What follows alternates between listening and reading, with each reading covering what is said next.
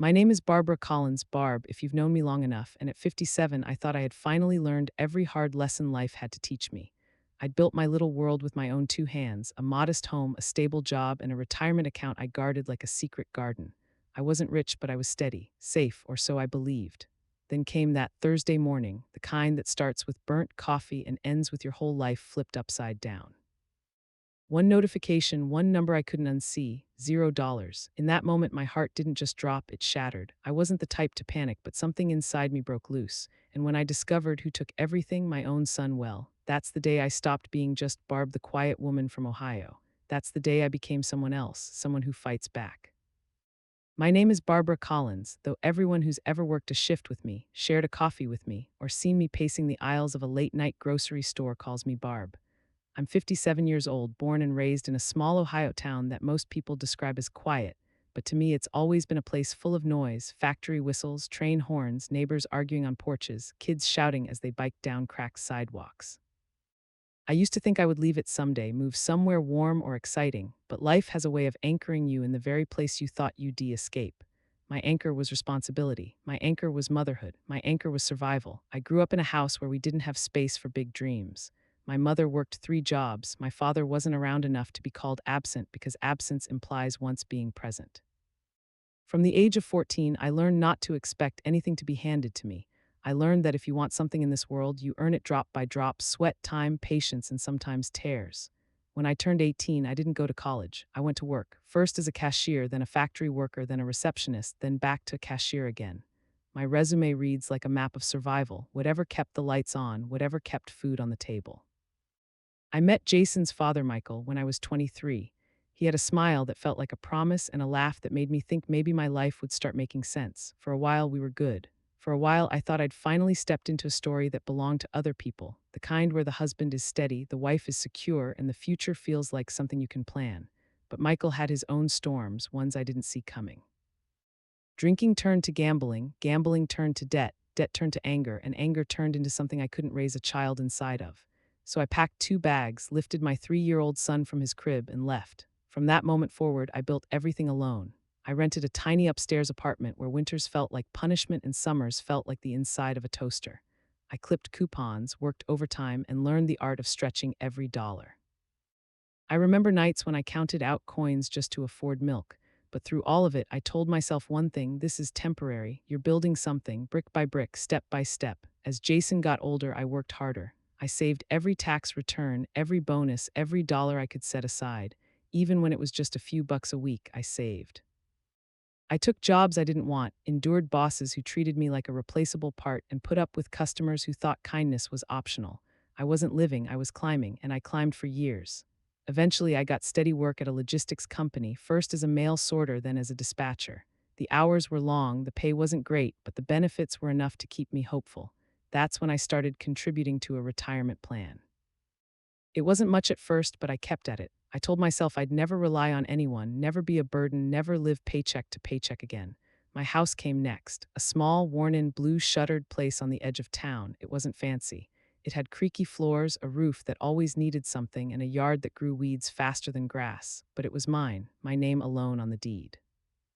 I painted the living room myself, struggled with the lawnmower myself, and learned how to patch drywall after accidentally putting a hole in the wall moving a sofa. I worked for every inch of that house, and I took pride in it. Pride that settled in my bones, the kind only people who have gone without for too long truly understand. But building a life alone comes with a kind of quiet loneliness.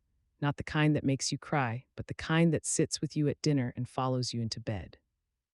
Jason was the one thing that kept that loneliness from swallowing me whole, even when he challenged me, even when he frustrated me, even when he broke rules, stayed out too late, or talked back like the world owed him something. He was my son, my only child, the one person I loved with a kind of fierce, stubborn devotion, maybe too much devotion, maybe more than he ever realized. I spent years balancing the world on my shoulders, making sure he had everything I never had. New shoes every school year, birthday parties even when I could only afford cupcakes and homemade decorations, school supplies, field trips, sports fees. I denied myself a lot so he didn't have to feel the same emptiness I did growing up. And in my mind, that sacrifice wasn't heroic, it was just what mothers do. Later, when Jason turned 20, I noticed him drifting. He started hanging out with people I didn't trust. He quit one job because the boss didn't respect him, another because the hours were too early, and a third because he wasn't built for working like that. I saw habits developing the kind that swallow young men whole if no one stops them. I tried talking to him, guiding him, pushing him, but pushing Jason was like pushing water uphill. He'd nod, promise to do better, then fall right back into old patterns. Still, I believed he'd find his footing someday. I believed my sacrifices would eventually mean something. I believed he'd grow into himself, grow into a man I could be proud of. I believed that because I needed to believe it. Meanwhile, I kept working, I kept saving, I kept building my retirement like a tiny fortress meant to shield me in old age. I wasn't planning on luxury, I was planning on security, enough to buy groceries without worrying, enough to fix the roof if it leaked, enough to keep living in my home until I couldn't anymore. By 57, I thought I had made it. Not in the world's eyes, no one would look at my life and call it glamorous. But in my own quiet way, I had climbed out of every hole life had thrown me into. I had balance, stability, enough savings to sleep through the night without fear. My checkbook was neat, my bills were on time, my fridge was full. My retirement plan had grown into something solid, something real. For the first time in decades, I let myself believe I was safe. But safety is a fragile illusion. All it takes is one moment, one unexpected blow to tear it apart. And that blow came on a Thursday morning, cold, gray, ordinary in every way except one. The day started like any other: coffee, coat, keys, purse. I drove to work on icy roads, humming absently to myself, thinking about the grocery list I needed to write. My phone buzzed in the cup holder beside me, but I ignored it until I parked. I thought it was just another sale announcement or a weather alert. Instead, I saw the notification that would change everything. Your checking account balance, $0. At first, I thought it was a glitch, a mistake. Banks mess up sometimes, right? Systems update, balances delay, numbers display wrong, all annoying but fixable. I wasn't panicked, not yet, just irritated. That's the thing about surviving hardship your whole life. When trouble shows up, your first reaction is annoyance, not fear. You tell yourself not today and plan to handle it over lunch. But something in my body reacted before my mind did. A tightness in my throat, a pressure behind my ribs. The kind of feeling you get when you're about to receive news that doesn't have a silver lining. I walked into work, but I didn't clock in. I dropped my purse at my desk and stared at the notification again, my breathing getting shallow. $0, 0 cents, zero explanation. My first instinct was to drive to the bank immediately. I didn't tell anyone where I was going. I didn't ask permission. I grabbed my coat and left because suddenly nothing else in the world mattered. When I reached the bank, the air inside felt colder than the air outside. Banks always feel that way: sterile, too quiet, too bright. The kind of place where you think bad news should echo. I marched to the counter, my voice shaking before my brain even realized it. Something's wrong with my account. The teller typed my information, looked at her screen, then gave me a sympathetic look I didn't want. You'll need to speak with the branch manager. Those words never lead anywhere good. The manager invited me into his office gently, like I was something fragile. He asked me to sit. I didn't want to sit. I didn't want to breathe. I wanted answers. He pulled up my account on his computer and frowned. Mrs. Collins, there were multiple withdrawals over the last week, in person. Large amounts. My stomach dropped so hard I felt it in my toes. I leaned forward, gripping the edge of his desk. I didn't withdraw anything. I understand, he said, his voice low. We can review the security footage from the ATM and lobby cameras if you'd like. I nodded because I couldn't speak. My throat had closed like someone had knitted it shut. He led me to a small back room with monitors on the wall. He clicked through dates, selecting footage from the first withdrawal. I braced myself for a stranger, a criminal, someone who had stolen my card or hacked my account or fooled the teller. But when the figure appeared on the screen, my world didn't tilt, it cracked. It was Jason, my son, my only child, the boy I raised, the man I defended, the person I sacrificed half my life for. Standing there at the ATM, withdrawing my money, his shoulders tense, his face hidden under a hood, glancing around like he knew he was doing something unforgivable. He wasn't sloppy. He wasn't confused. He wasn't under some illusion that the money was his. He knew. I felt something inside me break, but it wasn't my heart. He'd bruised that before. No, this felt deeper. It felt like every year I spent working overtime, every moment I spent worrying, every sacrifice I made, every dream I let die, every bill I paid, every meal I skipped, every morning I woke up exhausted and kept going anyway. All of it twisted into a single, unbearable realization. I built my life alone, and the one person I built it for was taking it apart behind my back. I didn't cry, not then, not in front of strangers. I sat there in total silence, staring at the frozen image of my son stealing the very thing I created to keep myself safe. And in that silence, something unexpected rose inside me, a strength that felt older than me, heavier than me, something buried deep beneath decades of endurance. A voice I didn't recognize whispered, "You are not powerless. You didn't survive all this to lose everything now. You will get your life back, you will get your money back, and you will get justice." That moment, the moment I realized I hadn't built my life for nothing, was the moment everything changed. I wasn't just a mother anymore. I wasn't just a worker. I wasn't just a survivor. I became a woman ready to fight. People talk about heartbreak like it's a single moment, one sharp pain, one clean cut. But betrayal is different. It isn't one moment. It's a series of moments that hit like aftershocks, each one reminding you that the ground you trusted was never solid in the first place. When the footage of Jason flashed on that monitor, my son, my flesh and blood, withdrawing my money from the ATM, I didn't scream. I didn't collapse. I didn't even blink. My body went still in a way that felt unnatural, like every part of me had turned to stone all at once. The bank manager kept talking, explaining dates, amounts, timestamps, protocols. I heard none of it. His voice blurred into background noise like the dull hum of a refrigerator you don't notice until it stops. My eyes stayed locked on the screen, on the image of Jason's face half shadowed by the hood of his sweatshirt. I knew that hoodie. I bought it for him 2 Christmases ago. $70, that was a lot for me, but I wanted him to have something warm, something good. And there he was, standing under the cold fluorescence of the ATM booth, wearing it while stealing everything I had. The betrayal didn't just sting, it hollowed me out. The manager paused the footage with a soft click, freezing Jason mid-motion. His hand hovered over the cash slot, fingers curled like he was about to grab something that didn't belong to him because he was. I stared at that hand for so long it became a symbol of everything I didn't want to face. My son didn't make a mistake, he made a choice. Mrs. Collins, the manager finally asked, his voice cautious, gentle, too soft for the avalanche inside me. I forced myself to nod. My throat felt raw. He cleared his throat. There are multiple transactions, each increasing in amount. How many? I managed, even though I wasn't sure I wanted the answer. He clicked through his screen. 9 withdrawals in total. 9, not one, not two, not a moment of weakness, not a spur of the moment decision. 9 deliberate acts. 9 times he stood there and entered my PIN. 9 times he looked over his shoulder like a guilty man. 9 times he took what didn't belong to him. 9 silent betrayals. The manager looked uncomfortable but not surprised. The world has seen so much deception that nothing shocks bankers anymore. They deal with thefts and fraud daily, but this wasn't fraud. This wasn't a stranger, this wasn't a criminal, this was my son. I kept staring at the footage, feeling like the air around me was thickening, pressing against my chest. My breathing turned shallow, my pulse thundered in my ears. "Do you want to see the rest?" the manager asked quietly. I didn't want to. I already knew what I'd see, Jason withdrawing more and more each time, emptying my account like it was his personal ATM. But wanting and needing are different things. "Show me," I whispered. He clicked forward, and there he was again, and again, and again. Different days, different times, always the same posture, hood up, head down, shoulders hunched like he was shrinking from the world. Every time he reached for the cash, I felt another thread inside me snap. By the last clip, something in me had gone cold, not angry, not distraught, cold, like a part of me had shut itself off just to survive the moment. When the footage ended, the manager closed the window as if he were performing a small mercy. He folded his hands on the desk, his expression heavy with the kind of pity no one wants. "Mrs. Collins," he said gently, "we can dispute these withdrawals, but because they were made using your card and PIN, the process might be difficult." "My card," I repeated slowly, the words tasting metallic. "My PIN. Jason didn't just steal my money, he violated my trust to get it. Somehow he'd found my debit card. Somehow he'd learned my PIN, my private number, the one I'd kept secret for decades.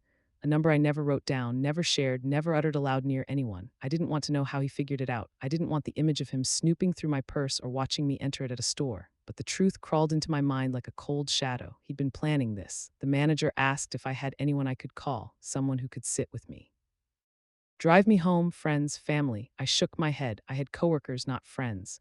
I had neighbors I waved to, not people who knew my middle name. I had Jason. He was supposed to be the one person who would be there for me. But he was the reason I was sitting in that office to begin with. The manager offered me a bottle of water. I accepted it just to have something to hold.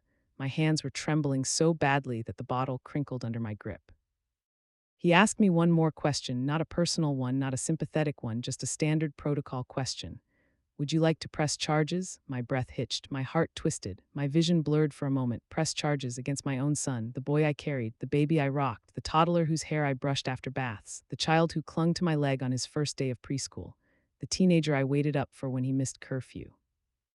The young man I prayed for every night, even when I didn't know if praying did anything at all. I thought of his first steps, his first words, his school projects, his tantrums, his triumphs, his failures, his birthday candles, his scraped knees, his teenage rebellion, his disappointed teachers, his warm hugs when he wanted something, his cold distance when he didn't.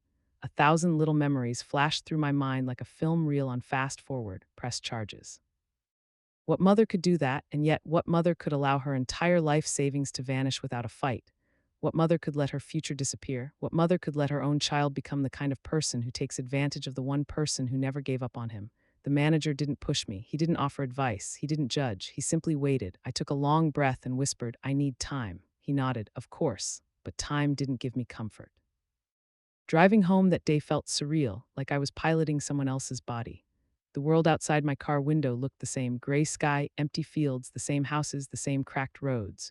Nothing had changed except everything inside me. When I pulled into my driveway, I sat in the car for almost 20 minutes, staring at my own home like it belonged to someone else.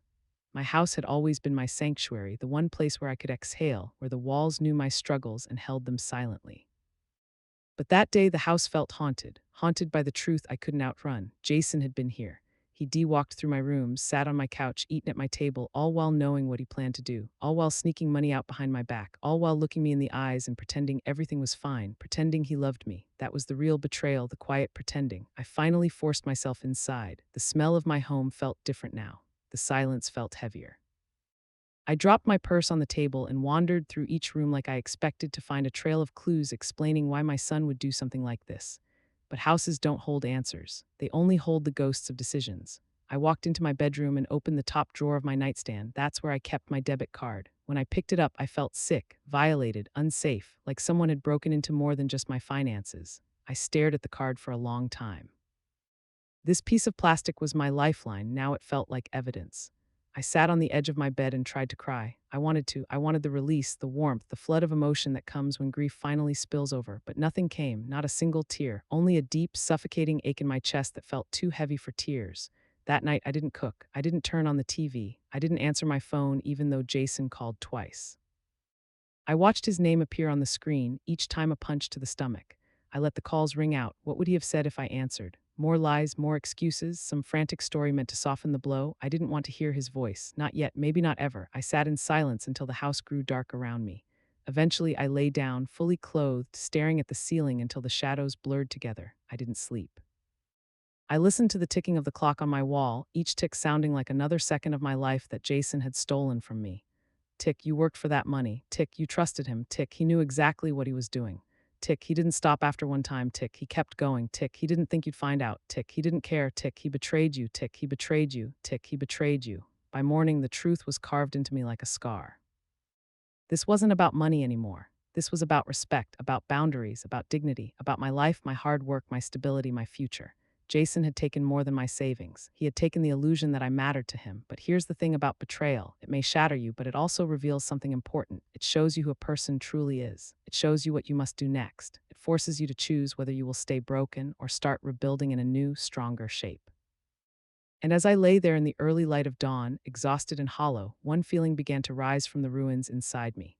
Resolve, cold, clear, unwavering resolve. He may have emptied my account, but I would not let him empty my life. I wish I could say that after discovering Jason had taken everything, I felt one clean emotion: anger, sadness, disappointment, something easy to name. But the truth is, emotions don't line up neatly like cups on a kitchen shelf. They come like a storm, wild, messy, unpredictable. Some hit like lightning, others like slow, suffocating fog. And when they collide, they turn into something unrecognizable, something that makes you feel like a stranger in your own skin. That was me in the days that followed, a stranger. A woman I didn't recognize living in my house, walking through the same rooms, brewing the same morning coffee, driving to the same job, but none of it felt the same. I felt like I was trapped inside a body that had forgotten how to function. The morning after I saw the footage, I drove to work on autopilot. I couldn't remember brushing my teeth or putting on my coat, only the feeling of cold air hitting my face when I stepped outside. I sat at my desk, staring at the computer screen without seeing anything. My hands hovered above the keyboard, trembling. One of my coworkers, Denise, passed by and paused. "Barb, you okay?" I nodded even though I was. I gave her the same tight smile I used when I didn't want anyone to dig deeper. She accepted it because in this world, everyone is busy surviving their own storms. People rarely push past the first polite lie, but inside I wasn't okay. Inside I was unraveling. Anger would hit first, sudden, sharp, blazing hot. I'd think of Jason pulling out my money, his hood pulled tight around his face, and I'd clench my jaw so hard my teeth ached. I'd grip my desk, wishing I could understand how he could stand there, my son, my own blood, calculating how much more he could take before I noticed. Then guilt would creep in, slow and suffocating. Maybe I failed him. Maybe I raised him wrong. Maybe I worked too much. Maybe I spoiled him. Maybe I pushed him. Maybe I didn't push him enough. Maybe I shouldn't have left his father. Maybe I should have. Maybe every mistake he made was just a reflection of my own. Every maybe felt like a knife turned inward. Then sadness would come, heavy, crushing sadness that felt like someone had wrapped chains around my chest. I'd think about the toddler who used to run to me with open arms, the little boy who used to draw me pictures and leave them on my pillow. I'd think of the teenager who came to me after a breakup, eyes red, asking if I thought he'd ever be good enough for someone. And then I'd see the man on that security footage. And I'd feel something break all over again, but the worst emotion wasn't anger, it wasn't guilt, it wasn't sadness. It was shame, shame that I hadn't seen it coming, shame that my own son didn't respect me, shame that I had been fooled in the most intimate way, fooled into believing I mattered enough to him that he wouldn't do something like this. Betrayal makes you question not just the person who hurt you, but yourself. And I questioned everything, every choice I'd made as a mother. Every sacrifice, every late night conversation, every time I bylaid Jason out of trouble, every time I gave him money when I didn't have enough for myself, every time I believed his promises, every time I let my love cloud my judgment. Had I been raising a son or raising a storm that would eventually destroy me, those thoughts ate me alive. The day after the incident, Jason came by the house. I saw his car pull into the driveway from the kitchen window. My heart dropped into my stomach. Wasn't ready, I didn't want to face him. My pulse hammered in my ears so loudly I thought he might hear it from outside. He knocked twice, calling out, "Mom, you home?" I froze behind the counter like a child hiding from a nightmare. My breath caught somewhere in my throat, refusing to move. The knocking got louder. "Mom," I didn't answer. "Come on, I saw your car." Still, I stayed silent. Then his voice softened, quieter. "Mom, please." That word, please, was a tug of war rope tied around my heart. Every part of me wanted to open the door, pull him inside, wrap my arms around him, and pretend this was all a misunderstanding. Pretend I hadn't seen the footage. Pretend he hadn't emptied my account. Pretend he was still the boy who needed me. But pretending is how this happened in the first place. Eventually, he gave up. I watched him walk back to his car with a slumped posture, head low, the same way he used to walk when he came home with bad grades. When his engine faded down the street, the silence he left behind filled the house like smoke. That night, I finally cried, not small, delicate tears, not controlled, quiet crying. I cried like a dam breaking. I cried until my head throbbed, until my pillow was soaked, until my breath hitched like a child S. I cried for him. I cried for me. I cried for every version of us that would never exist now. I cried because I didn't know how to love him without losing myself. And I cried because I didn't know how to stop loving him either. The next day, anger returned, stronger this time. Anger at him, at myself, at the years of sacrifices he had turned into a weapon. Anger that he didn't come inside and confess. Anger that he didn't break down and apologize. Anger that he ran instead of taking responsibility. But anger is a dangerous companion. It whispers things that make sense in the heat of the moment but burn everything they touch. I knew I couldn't rely on anger. I needed clarity. But clarity didn't come easily. Every moment felt like a battle between my love for Jason and my sense of self-worth, between being a mother and being a human being who deserved better, between wanting him to face consequences and wanting to protect him from the world. One afternoon, I stood in my living room staring at a framed photo on the wall, Jason at age 9, grinning wide, missing his 2 front teeth. His arms were wrapped around my waist, and I remember that day so clearly. It was taken at the county fair. He'd eaten too much cotton candy and kept complaining his stomach hurt. I held him while he cried, rubbing his back until he fell asleep on my lap. That picture used to warm my heart. Now it felt like a punch to the gut. I reached out and touched the glass, my finger tracing the outline of his small face. "What happened to you?" I whispered. But the question wasn't for him, it was for me. What happened to us, what turned our bond into this twisted knot of love and betrayal? In those days, every object in my house held a memory of him. The dent in the hallway wall he made with a skateboard, the couch cushion he stained with grape soda, the chipped mug he gave me for Mother's Day when he was 12. Even my refrigerator had a magnet shaped like a baseball glove, something he insisted on buying when he played Little Leg. My home had always been filled with echoes of his laughter, his chaos, his noise. But now those echoes felt like reminders of my failures. And yet, beneath all that turmoil, another emotion began to grow. Slowly at first, like embers catching flame, something steady, something necessary, determination. Because heartbreak doesn't mean defeat, pain doesn't mean paralysis, confusion doesn't mean surrender, and betrayal, as ugly as it is, can become a turning point. As the days passed, I realized the tornado of emotions swirling inside me wasn't destroying me. It was stripping me down to the strongest parts of myself. Anger revealed what I wouldn't tolerate. Sadness revealed what I valued. Guilt revealed what I needed to release. Fear revealed what I needed to protect. And shame revealed what I needed to reclaim. Everything I'd endured in life, poverty, abandonment, single motherhood, years of exhaustion, had built a woman who knew how to survive. But now survival wasn't enough. I didn't just want to survive Jason's betrayal. I needed to rise from it. I needed to face him, not as the mother who always cleaned up his messes, but as the woman whose life he tried to dismantle. The woman who worked every day of her life to create something no one had the right to take. The woman who had reached her limit. The emotional tornado didn't break me, it awakened me. Soon I would confront him, not with tears, not with pleading, not with guilt, but with truth, with boundaries, with strength, with consequences he had never seen from me before, because loving your child doesn't mean letting them destroy you, and I was done being destroyed. The morning I realized I was helpless didn't come with some dramatic sunrise or a sudden burst of courage or even a sense of clarity. It came quietly, so quietly I almost missed it. It began with something small, a thought. A shift, a moment where the numbness I'd been drowning in finally cracked just enough to let in a sliver of something new. It started the fourth day after I discovered the withdrawals. I woke up early, before my alarm, before the world outside began its usual hum. My eyes opened to the dim gray of dawn, and for the first time in days, I didn't feel the crushing weight pressing against my chest. I still felt sadness, yes. I still felt anger, absolutely. But something else was hovering underneath, something steady. Resolve. I sat up slowly, pulling the blanket around my shoulders, letting my feet touch the cold floor. My room felt different that morning, not less painful, not less haunted, but less suffocating. Like the air had thinned just enough for me to breathe again. I walked to the bathroom, washed my face, stared at my reflection in the mirror. My eyes were puffy from crying, my hair was unbrushed, my skin looked older than it had a week ago. But behind all that, behind the exhaustion and heartbreak, I saw something fierce. A woman who had survived worse. A woman who could survive this too.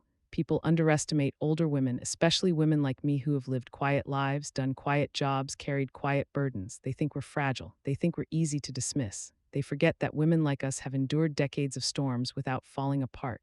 They forget that we don't scare easily anymore. And that morning, I remembered who I was, not Jason's mom, not the quiet woman from the logistics office, not the lady who keeps to herself.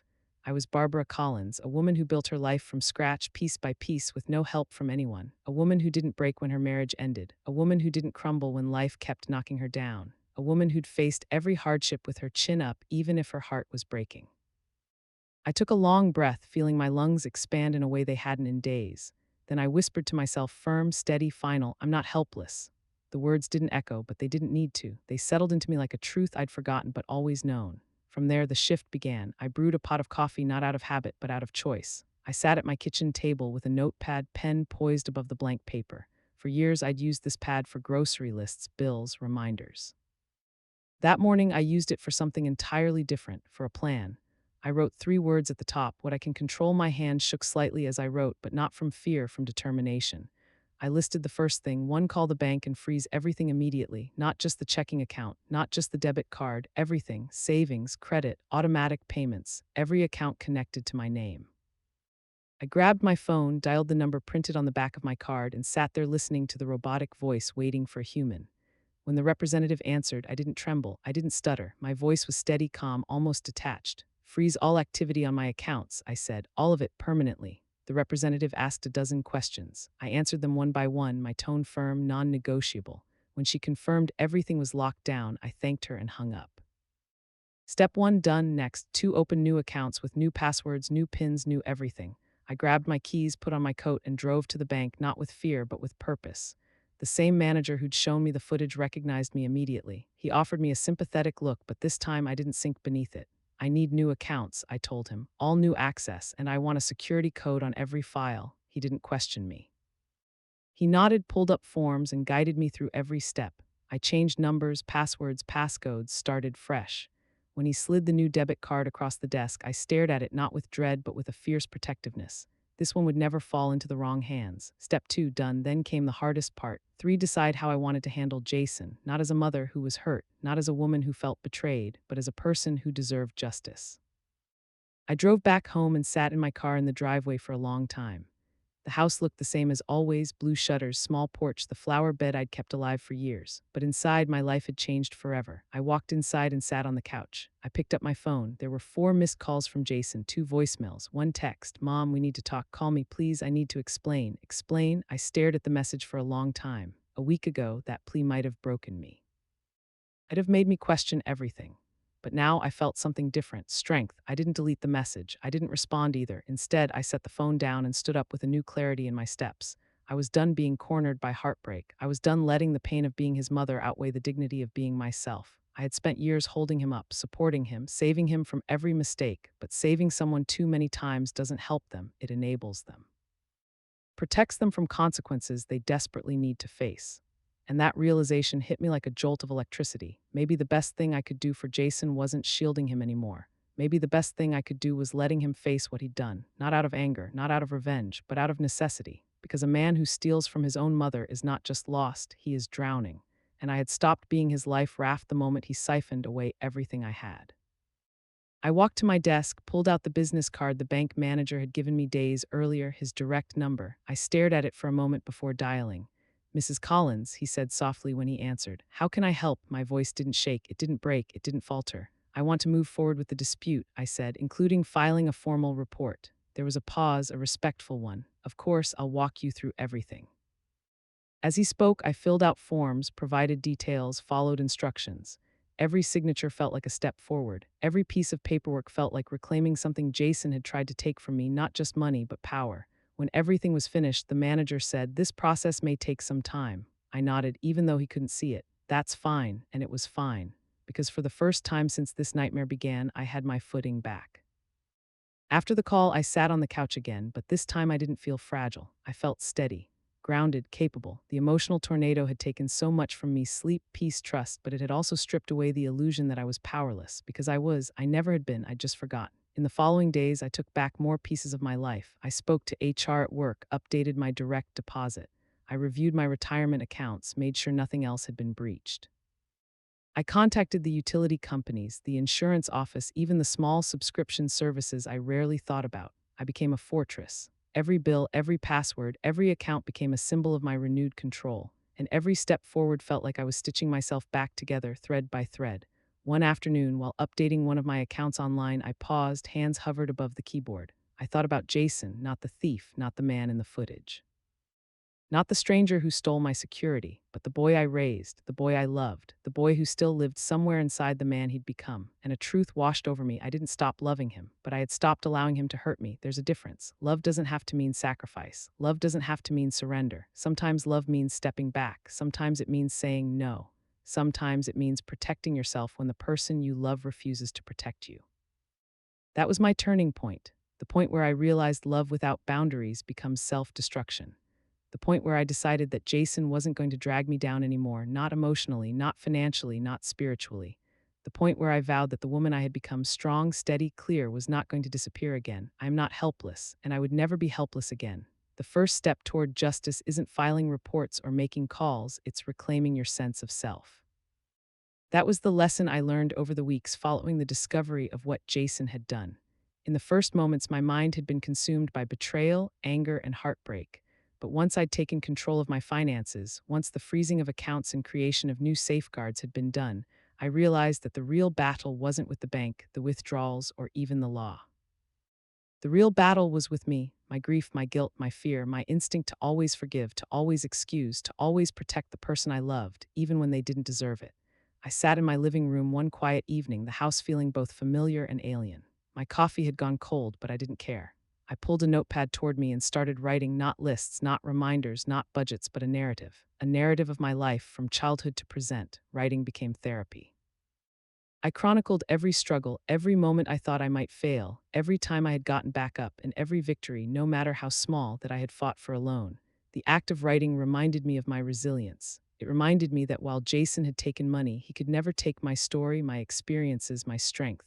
Once I had grounded myself, the practical work began. I contacted the police to report the withdrawals. I provided the evidence, the bank statements, the ATM footage, the transaction logs. The process was methodical, clinical even, but that structure was comforting. Each step I completed was a brick in the foundation of reclaiming not just my finances, but my dignity. I didn't allow myself to be distracted by shame or guilt. I didn't justify or excuse his actions. This was about accountability. He had to understand that actions have consequences, even when those actions are committed against family. Dealing with law enforcement was strange. On one hand, I felt nervous, as if I were testifying against a stranger. On the other hand, I was surprised at how calm I felt. I was no longer just a mother desperate to protect her child. I was a woman who had endured hardship, who had spent decades learning to navigate life's toughest battles, and now I was applying those skills to ensure that justice was done.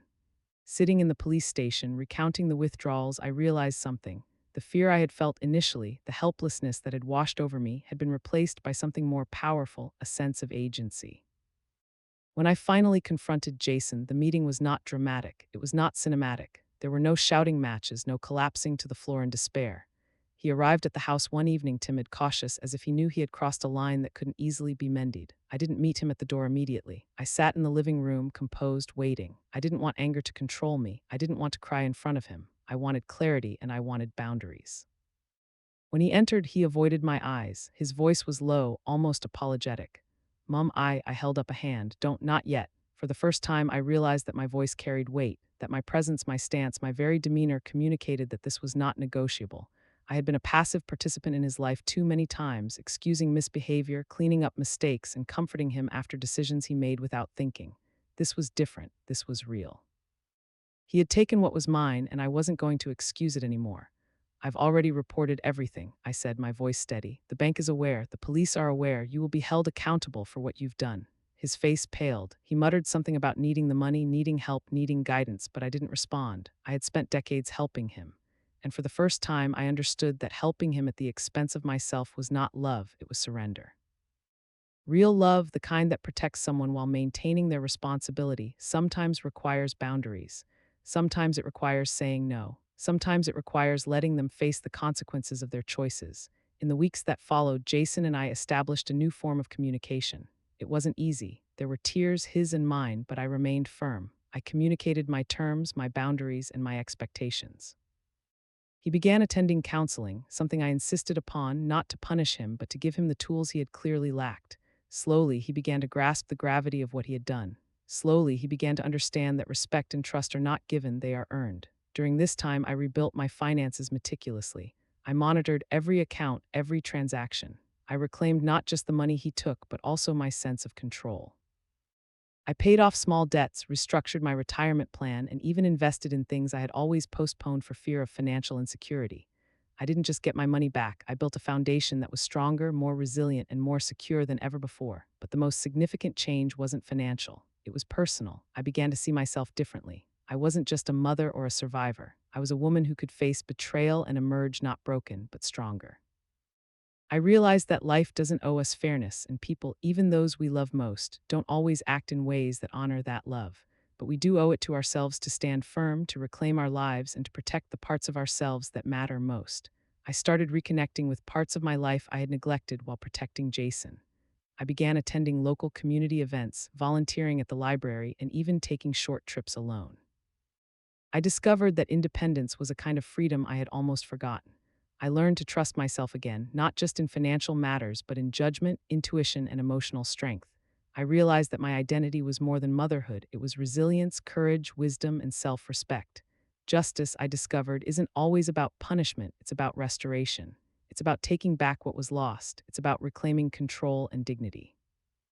Enclosure isn't about forgetting or excusing. It's about understanding, accepting, and moving forward. Months after the initial shock, I finally felt at peace in my own home again. The same rooms that had once felt haunted by betrayal now felt like a sanctuary. Every picture on the wall, every object on the shelves, every corner of the house reminded me not just of the past, but of the strength I had cultivated. I realized that I had not only survived the storm Jason created, but had also grown because of it. And so I embraced a new identity, not defined by betrayal, not defined by hardship, not defined by fear. I was Barbara Collins, a woman who had been tested, who had been challenged, and who had emerged stronger, wiser, and more certain of her own worth than ever before. I had learned that love and justice are not mutually exclusive, that boundaries do not weaken love, they protect it. That resilience is not just surviving, it is thriving in spite of everything that tried to break you. I may be 57 and I may have endured heartbreak, theft, and betrayal, but I am not powerless. I am not broken. I am a woman who knows her worth, who knows her strength, and who knows that no one, no matter how close, can take from her what she has built with patience, courage, and unyielding determination. And that truth is more valuable than any amount of money could ever be.